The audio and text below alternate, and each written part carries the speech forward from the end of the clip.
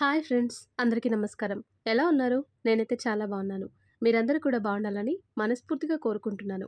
మరి ఈ రోజు కథ ఓ మనసందే ఎపిసోడ్ నెంబర్ 26. ఈ స్టోరీ మీకు నచ్చితే తప్పకుండా లైక్ చేసి మన ఛానల్ని సబ్స్క్రైబ్ చేసుకోండి. ఇక స్టోరీలోకి వెళ్దాం. కాంపిటీషన్ ముందు రోజు శశి రూమ్ చేంజ్ చేసిన సంగతి సంపత్కి తెలీదు. శశి ప్రాక్టీస్ హాల్ నుండి రూమ్ వైపు వెళ్ళగానే అతను కొనేసిన స్టాఫ్ అతనితో శశి రూమ్కి చేతన్ పేరున కాఫీ, స్లీపింగ్ పిల్స్ కలిపి పంపించాడు సంపత్.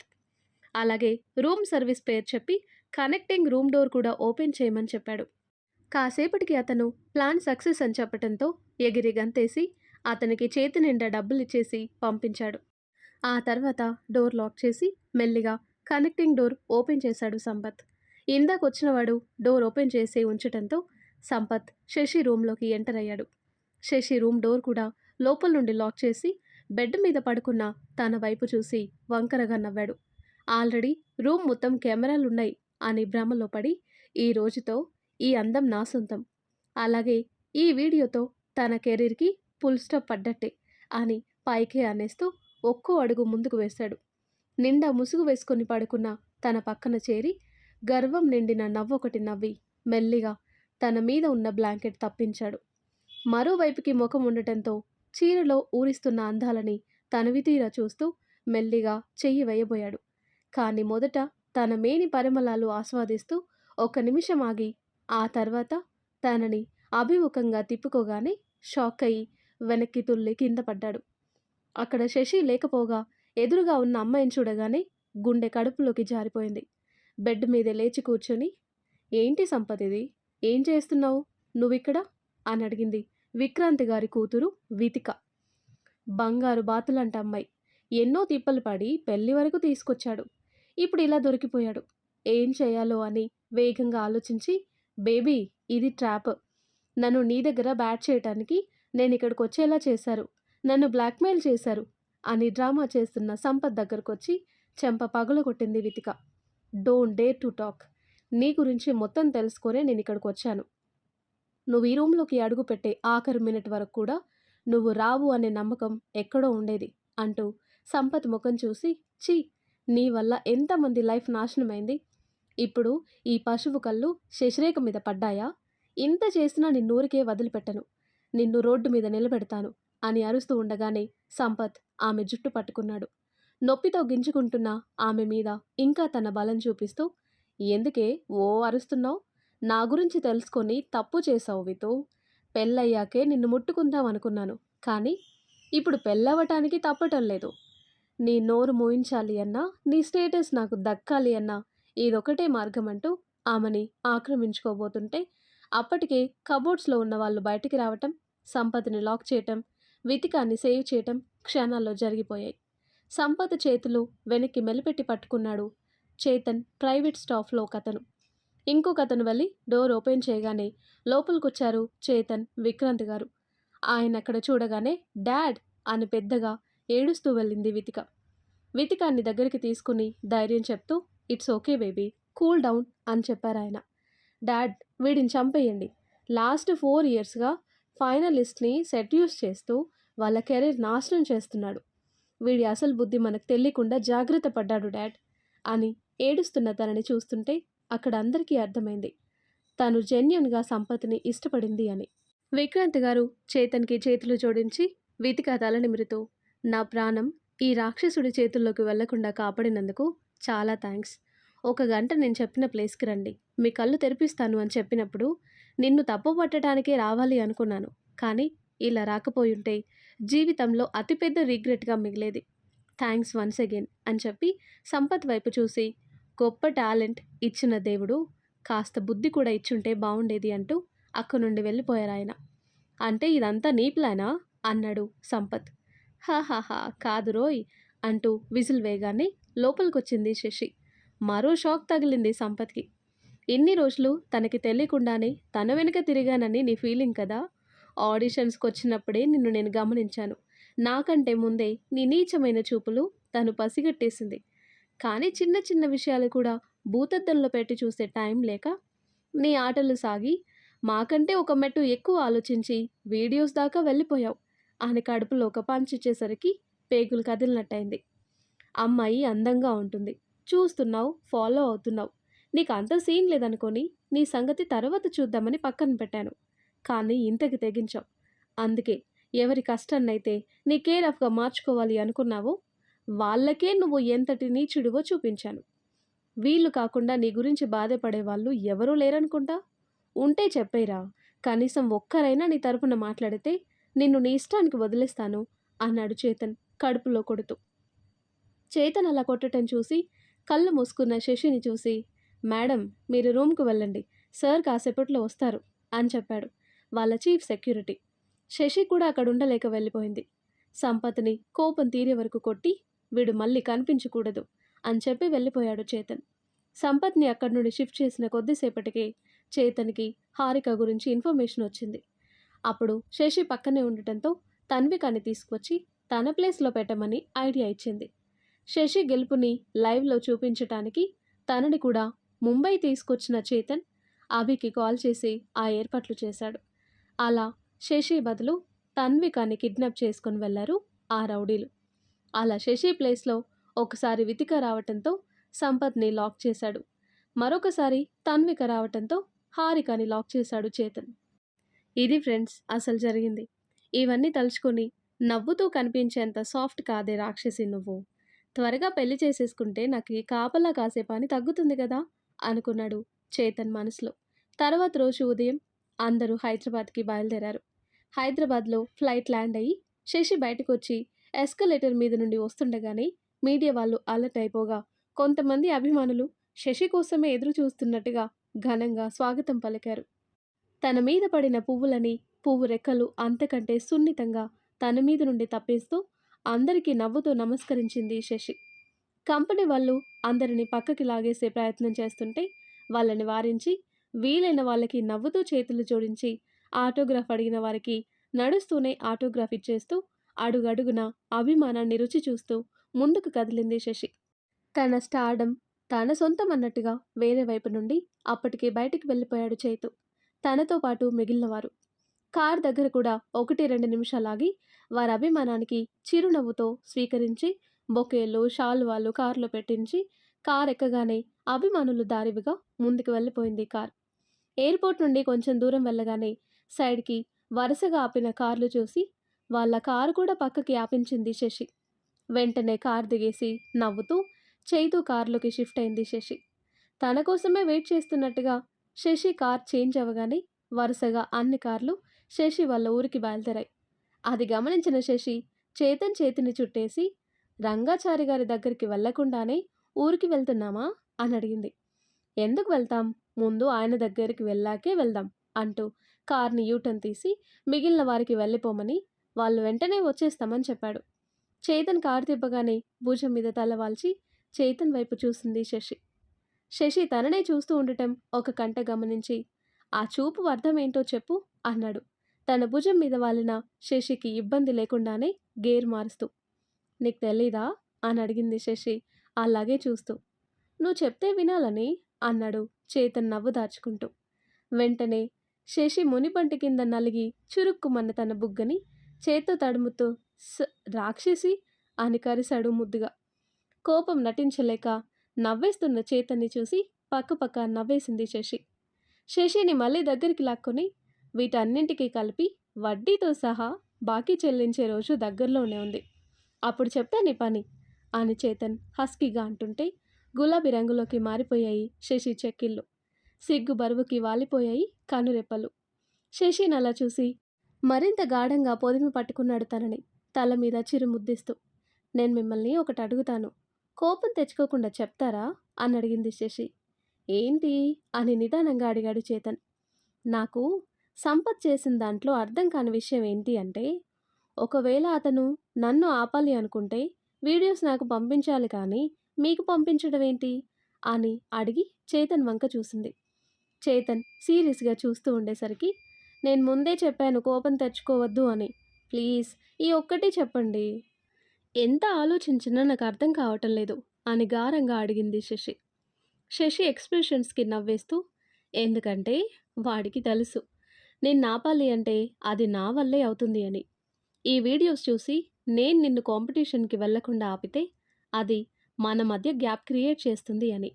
ఆ చిన్న స్పేస్‌ని వాడుకొని నిన్ను వాడి వైపు తిప్పుకునే ఆలోచన వాడిది అని సింపుల్‌గా చెప్పాడు చేతన్. ఆ మాట వినగానే తన 2 చేతులు చేతన్ చుట్టూ వేసి ఇంకా దగ్గరికి జరిగి తన ఎద మీద తల వాల్చి గుండె చప్పుడు వింటూ, ఒకవేళ మీరు నిజంగా నన్ను కాంపిటీషన్ నుండి తప్పుకోమని చెప్పినా మరో ఆలోచన లేకుండా వెనక్కొచ్చేసేదాన్ని. పైగా మీతో ఎప్పటిలాగే ఉంటాను కూడా అని చెప్పింది శశి.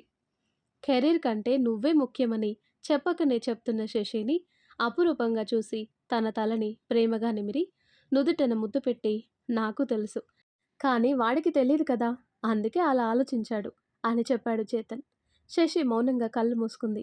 అలాగే ఉండి కాసేపటికి కారు ఆగటంతో చేతన్ ఎద మీద నుండి పక్కకు జరిగి బయటికి చూసింది. రంగాచారి గారి ఇల్లు రావటంతో కారు దిగుతూ, మీరు రండి అని అడిగింది శశి. నేను నీతో వస్తే ఇప్పుడున్న ఈ సంతోషం బయటికి వచ్చేటప్పుడు ఉండదేమో శశి అనుకున్నాడు చేతన్ మనసులో. చేతన్, ఏంటి ఏం మాట్లాడరు, మీరు కూడా రండి అని మళ్ళీ అడిగింది శశి. హా వస్తున్నాను అంటూ చేతన్ కూడా కారులో నుండి దిగి శశిని అనుసరించాడు. శశిని గుర్తుకుపట్టి వాచ్మెన్ గేట్ తీయటంతో ముందుకు నడిచింది శశి. గుమ్మం వైపు తాను అడుగులు పడుతుంటే గుండెల్లో భయం మొదలైంది చేతన్కి. చేతనని చిరునవ్వుతో ముందుకు వెళ్తున్న శశిని చూస్తూ, మా వల్ల జరిగిన తప్పు ఆయన దృష్టిలో నేరం. మా ప్రమేయం లేకుండా జరిగిన గతంలో మేం నేరస్తులం. ఈ విషయం ఎప్పటికైనా నీకు తెలియాలి. ఆ సమయం ఇదేనేమో అనుకుంటూ గుమ్మం ముందు ఆగి శశి వదిలిన చెప్పుల పక్కన తన షూస్ కూడా తీసి గుమ్మం ఎదురుగా నిలబడ్డాడు చేతన్ శశితో కలిసి.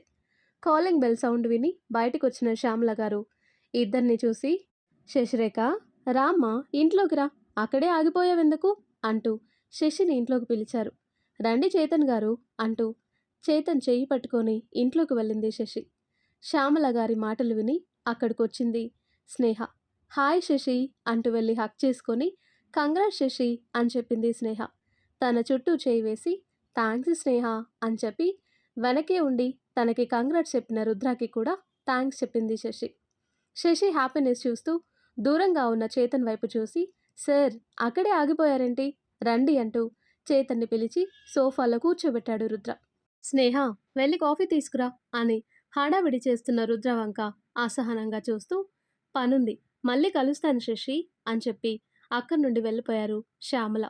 స్నేహ తెచ్చిన కాఫీ తీసుకున్నారు శశి చేతన్. కాసేపు మాట్లాడాక శశి స్నేహ వైపు చూస్తూ, గురువుగారు ఎక్కడున్నారు అని అడిగింది. తాతయ్య అకాడమీకి వెళ్ళారు శశి అని చెప్పింది స్నేహ.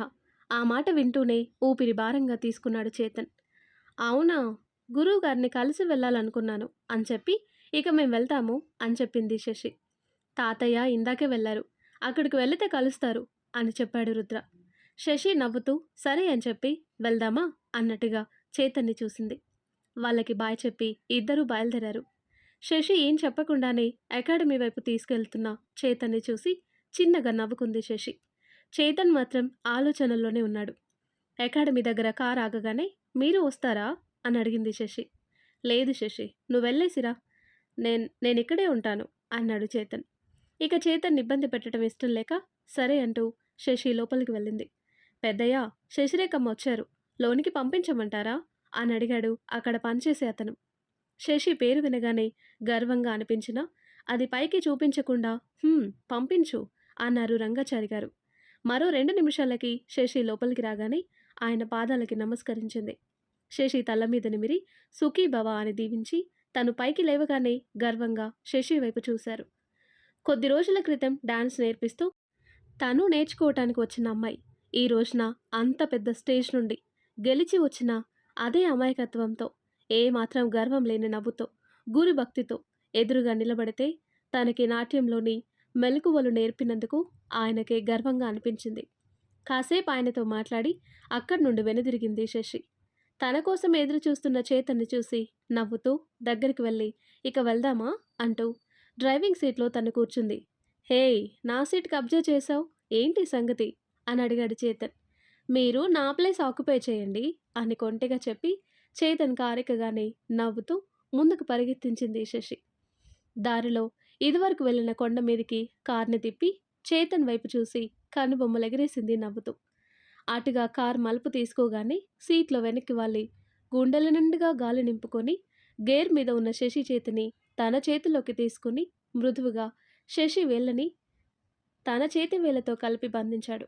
ఆ పట్టులో చేతన్ భావాలు చదివే ప్రయత్నం చేస్తుంది శశి. వాళ్ళ మధ్యలో మౌనం రాజ్యమేలిన వారి మనసులు ఎన్నో ఊసలాడుకుంటున్నాయి. ఇద్దరు కళ్ళు చుట్టూ ఉన్న పరిసరాలు చూస్తున్నా అక్కడ వారికున్న జ్ఞాపకాలనే అవి వెతుక్కున్నాయి. ఒక్కోసారి ఎదుటి వారికి మాటల్లో చెప్పలేని ఎన్నో భావాలని ఒక్క చూపులో అందంగా వర్ణించవచ్చు. మాటలు రాని మౌనంలో కూడా ఒకే ఒక్క స్పర్శతో ఊసులని పంచవచ్చు. అందుకోసం అర్థం చేసుకునే మనసు, ప్రేమించే మనిషి ఉంటే చాలు. కొండ మీదకి వెళ్ళగానే ఎప్పటిలాగే ఒక్క దగ్గర కార్ని ఆపేసి చేతన్ వైపు చూసి దిగమన్నట్టుగా కళ్ళతో సైగ చేసి చెప్పింది శశి. అందుకు ప్రతిగా చేతన్ అందంగా నవ్వేసి కార్ నుండి కిందికి దిగాడు. శశి కూడా కార్ దిగి చేతన్ని చేరి తన రెండు చేతులతో చేతన్ చేతిని చుట్టేయగా శశిని చూసి నవ్వుతూ ముందుకు నడిచాడు చేతన్. మిట్ట మధ్యాహ్నం అయినప్పటికీ ఆహ్లాదకరంగా ఉన్న పరిసరాలు మనసుని ఉత్తేజితం చేస్తుంటే మెల్లిగా కొండ చివరికి చేరుకున్నారు. చేతన్ వైపు తన చూపు తిప్పగానే ఇక్కడికెందుకు తీసుకొచ్చావు అని అడిగాడు చేతన్ గాలికి ముఖం మీద పడుతున్న శశి వెంట్రుకలు చెవి వెనక్కి సర్దుతూ. ఇప్పుడు నేను డాన్సర్ శశిరేఖని కాదు, మీ శశిని, కేవలం మీ శశిని మాత్రమే అంటూ చేతన్ గుండెల్లో తలవాల్చి, ఇకపై ఇక్కడ మీకు ఎప్పుడు చేదు జ్ఞాపకాలు ఉండవు చేతు. మళ్ళీ ఇక్కడికి రావాలంటే ఎలాంటి పరిస్థితుల్లో రావాల్సి వస్తుందోననే భయం మీకు అవసరం లేదు.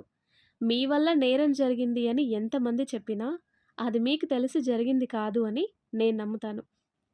ఒకవేళ మీ ప్రమేయంతోనే జరిగినా ఆ నేరంలో కూడా సగభాగం పంచుకుంటాను అంటూ చేతన్ కళ్ళలోకి చూస్తూ మునివేళ్లపై నించొని చేతన్ మెడ చుట్టూ చేతులు వేసి చేతన్ కంట్లో చేరిన సన్నటి నీటి పొర తాను చూడలేనన్నట్టుగా చేతన్ పెదాలందుకొని కళ్ళు మూసుకుంది శశి.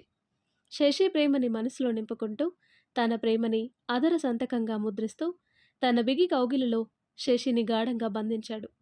మెల్లిగా శశిని కాస్త పైకెత్తి తన షూస్ మీద నించోబెట్టుకున్నాడు చేతన్.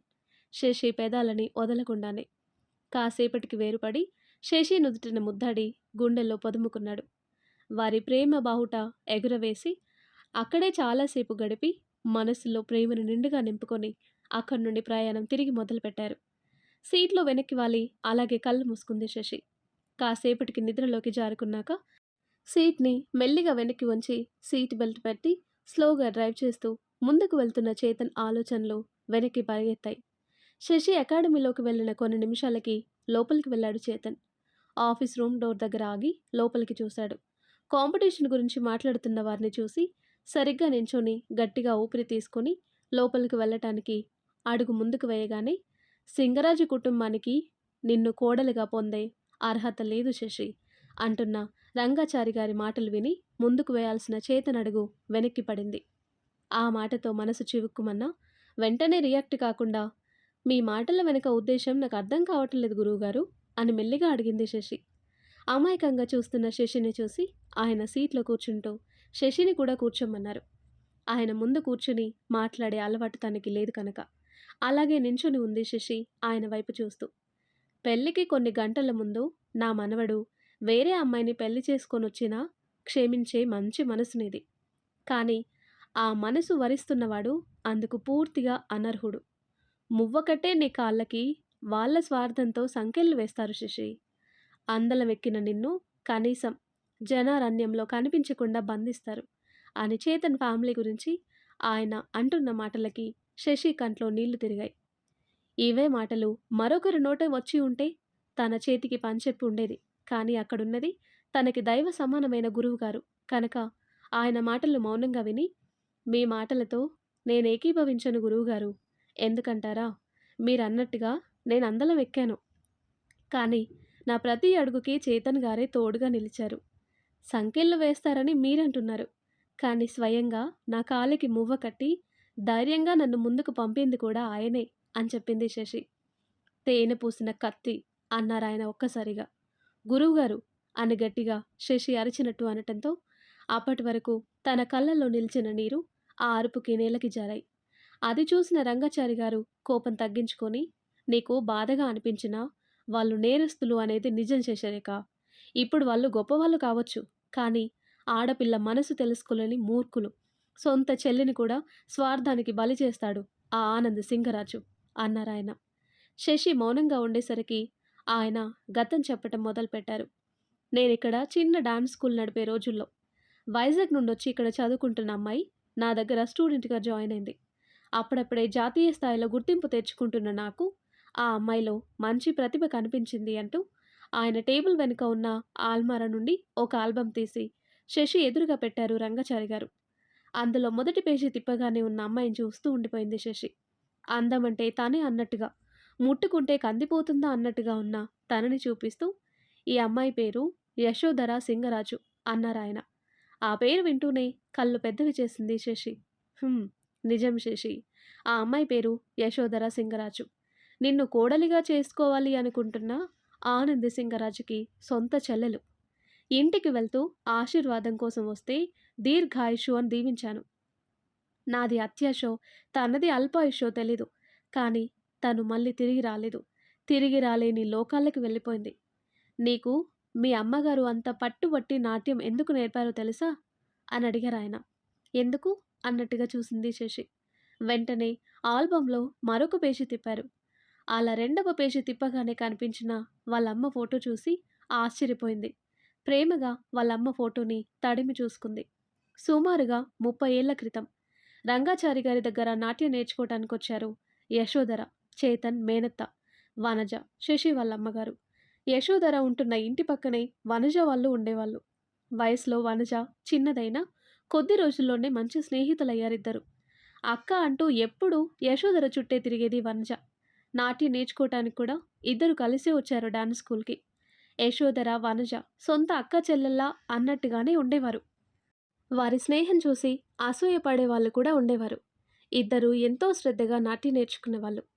యశోధర ప్రకాష్ అనే అబ్బాయిని ప్రేమిస్తుంది, శశి వాళ్ళ నాన్నని అనే మాటలు డాన్స్ స్కూల్లో కూడా వినిపించేవి.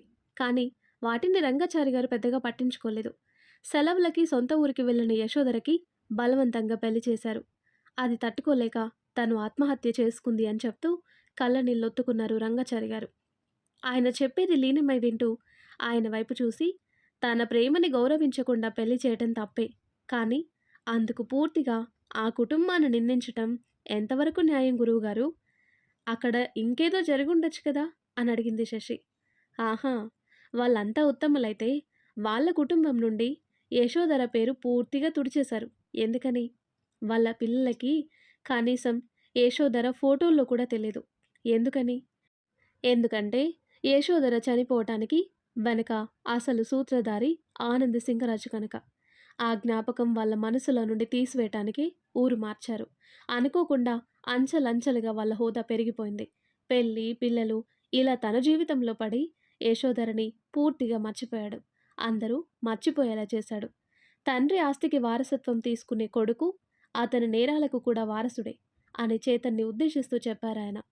ఆ మాటకి 2 అడుగులు వెనక్కి వేసి, పూర్తి నిజ నిజాలు తెలుసుకోకుండా మీరు వాళ్ళని దూషిస్తున్నారు అని ఏడుస్తూ చెప్పింది శశి. పూర్తిగా వాళ్ళ మాయలో మునిగిపోతున్నావు శశి. చూస్తూ ఉండు. నాట్యం అనేది నీకు కేవలం ఒక జ్ఞాపకంగా మాత్రమే ఉంటుంది.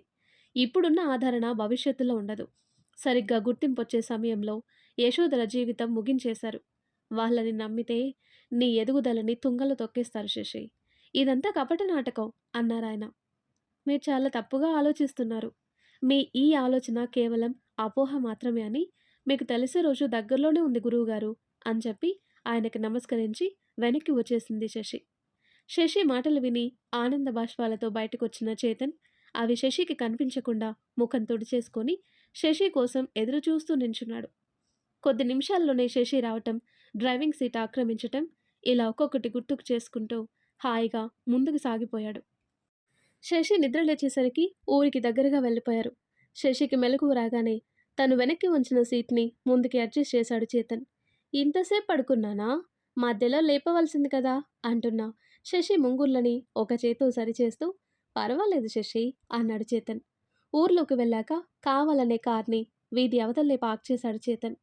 కార్ అలా ఆగగానే పక్కనే ఉన్న కిరాణా కొట్టతనొచ్చి డోర్ తెరిచి పట్టుకున్నాడు. అమ్మాయికి డాన్స్ ఎందుకు ప్రకాష్ గారు? ఆ డాన్స్ తిండి పెడుతుందా అని ఒకప్పుడు వాళ్ళ నాన్నగారితో ఆయన అన్న మాటలకి ఆయనకే సిగ్గుగా అనిపించిన తమ ఊరమ్మాయి గెలుపుని అభినందించటానికి దగ్గరికి రాకుండా ఉండలేకపోయాడు. డోర్ తెరిచి పట్టుకున్న ఆయన్ని చూసి నవ్వుతూ, "ఎలా ఉన్నావు బాబాయ్? నళిని ఎలా చదువుతుంది?" అని ఆయన కూతురు గురించి కూడా అడిగింది శశి.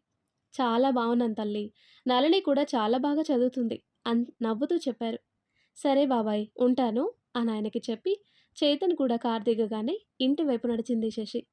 దారిలో అందరూ శశిని పలకరిస్తూ, అభినందిస్తూ ఉండటంతో ఇన్ని రోజులు ఆడపిల్ల అని, డాన్స్ ఎందుకు అని, త్వరగా పెళ్లి చేసి బరువు దించుకోమని సలహా ఇచ్చిన అందరికీ తన గెలుపై సమాధానం చెప్పటంతో వారి అభిప్రాయం తప్పు అని సర్దుకున్నారు ఎవరికి వారే.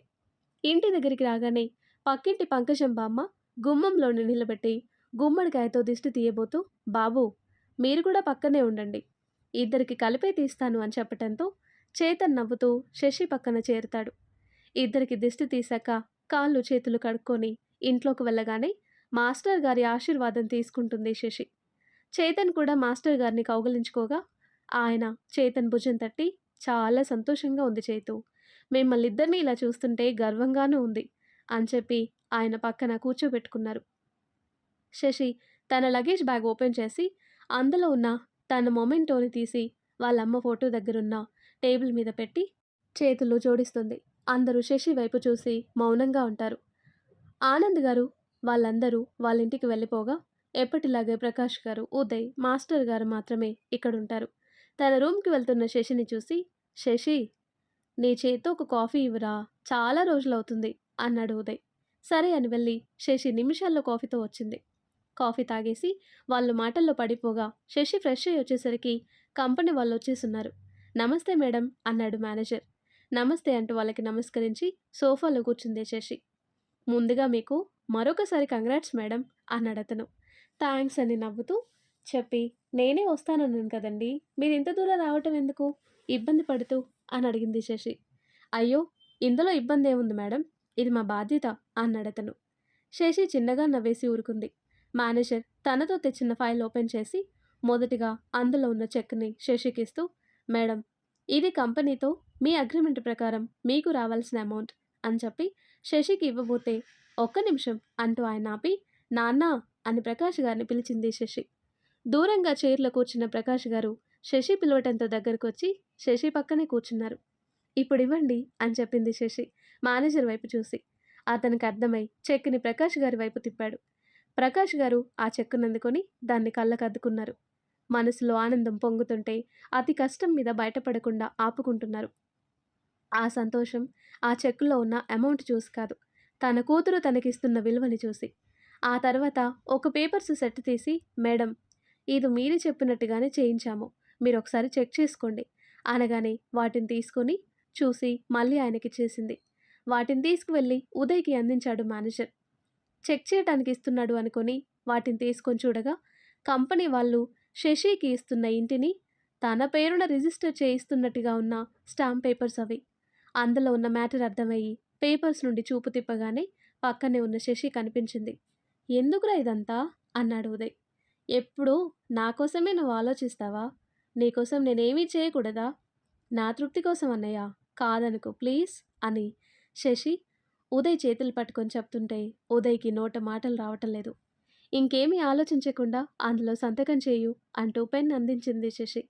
ఆ పెన్ అందుకోవటానికి ఆలోచిస్తూ ముందుగా మాస్టర్ గారిని, ఆ తర్వాత ప్రకాష్ గారిని చూడగా వారు సంతకం చేయమన్నట్టుగా చూశారు. "ఏం ఆలోచిస్తున్నావు బామర్ది" అంటూ భుజం చరిచాడు చేతన్. "బావా ఇది నాకెందుకు" అని ఉదయ్ అంటుంటే, "మూసుకొని సైన్ చేయరా, శశి చెప్పాక మళ్ళీ ఆలోచించటం ఏంటి" అన్నాడు చేతన్ నవ్వుతూ.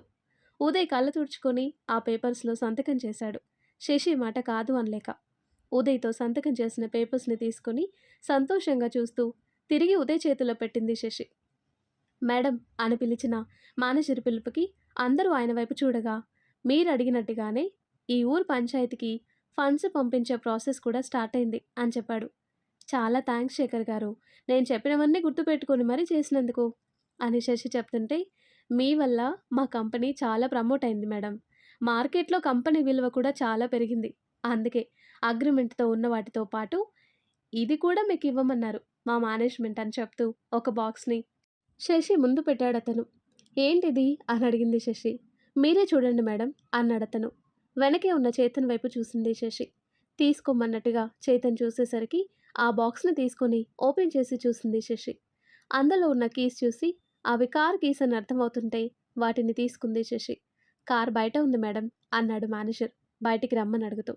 అందరూ బయటికి వెళ్ళేసరికి అక్కడ కంపెనీ వాళ్ళు ప్రెజెంట్ చేసిన కార్ ఉండటంతో శశి వాళ్ళ నాన్న వైపు చూసి చిన్నగా నవ్వింది. ఆయన శశి తల నిమిరి నవ్వారు. ఓకే మేడం, ఇక మేము వెళ్తాము అన్నాడతను వాళ్ళ టీం వైపు చూసి. టీం మొత్తం బయటికొచ్చి శశికి చేతన్కి చెప్పేసి వాళ్ళ వాళ్ళ కార్స్లో వెళ్ళిపోయారు.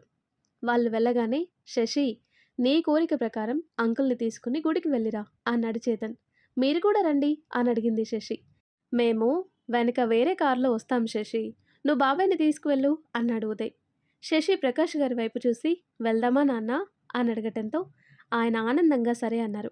ప్రకాష్ గారిని ఫ్రంట్ సీట్లో కూర్చోబెట్టి డోర్స్ మూసేసి డ్రైవింగ్ సీట్ వైపు వెళ్లకుండా మాస్టర్ గారి దగ్గరికి వెళ్ళి ఆయన చేయి పట్టుకొని రండి మాస్టర్ గారు అని ఆయన తీసుకువెళ్ళి వెనక డోర్ ఓపెన్ చేసి ఆయన ఎక్కగానే డోర్ క్లోజ్ చేసి అప్పుడు డ్రైవింగ్ సీట్ వైపు వెళ్ళింది శశి. కార్ స్టార్ట్ చేసి గుడి వైపుకు తీసుకువెళ్ళింది. తాను అనుకున్న వాళ్ళని ఎప్పుడూ మర్చిపోని శశిని చూసి నవ్వుకుంటూ వాళ్ళ వెనకే చేతన్ కారెక్కారిద్దరు. ప్రకాష్ గారి సంతోషానికి ఆకాశమే హద్దయింది. ఆ సమయంలో ఆయన సంతోషం కార్ని తడుముతుంటే వణుకుతున్న ఆయన చేతుల్లోనే తెలుస్తుంది. గుడికి వెళ్ళి అందరూ కలిసి దేవుని దర్శనం చేసుకుని పూజ చేసుకుని ఇంటికి తిరిగి వెళ్లారు. ఇంటి దగ్గర డ్రాప్ చేసి అందరికీ బాయ్ చెప్పేసి వెళ్ళిపోయాడు చేతన్. ఇంటికి చేరుకున్నాక తన ఫోన్ ఆన్ చేసింది శశి. వరుసగా వస్తున్న మెసేజ్లు, నోటిఫికేషన్స్ అన్నీ ఒక్కొక్కటిగా చూస్తూ ఉండగానే ఇంటర్వ్యూ డేట్స్ కోసం వివిధ ఛానల్స్ నుండి, వేరు డాన్స్ అకాడమీల నుండి ఫోన్స్ వస్తూనే ఉన్నాయి. అలా వారికి డేట్ ఇచ్చి ఇంటర్వ్యూలు, డాన్స్ స్కూల్ విజిట్లు అంటూ వారం 10 రోజులు తీరిక లేకుండా బిజీగా అయిపోయింది శశి. తన రోజు ఎంత బిజీగా గడిచినా చేతన్తో మాట్లాడటం తనకి చాలా ప్రత్యేకం. మరి ఆ తర్వాత ఏం జరుగుతుందో నెక్స్ట్ వీడియోలో తెలుసుకుందాం.